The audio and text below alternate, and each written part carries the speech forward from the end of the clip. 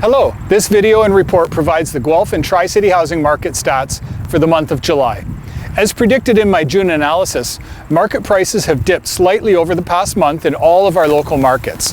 The following are some of the key month-over-month stats relative to June of this year.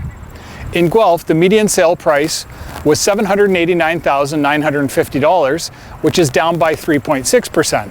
The average price per square foot was $542, which is up by 0.7%. The total number of listings was 261, which is down by 15.3%, and the total number of sales was 158, which is down by 16.8%. For the Tri-Cities, in Kitchener, the median sale price was $730,000, which is down by 3.9%.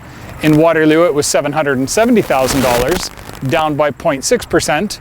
And in Cambridge, it was $750,000, which is down by 4.5%. With the Bank of Canada interest rate increase in early June, coupled with a normal seasonal slowdown in the summer, it wasn't difficult to predict that prices would come down in July. And they did come down, but all in a modest way. The number of new listings and new sales also came down in our local markets relative to June.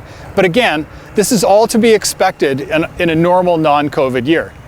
Taking a glimpse at the year-over-year figures, we're still seeing sale price growth in the market. Guelph prices have risen by 9%, while Kitchener, Waterloo, and Cambridge housing prices have risen by 3.5%, 9.8%, and 14.5% respectively.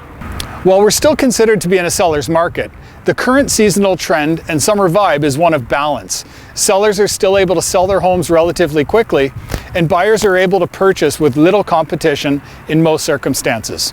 I really feel that now is a good time to buy, sell, or buy and sell if you're looking to upsize or downsize. There's opportunities out there for everybody. If you're thinking about making a move, please feel free to reach out to me. I'd be happy to help you out. Thanks for joining me, and have a great day.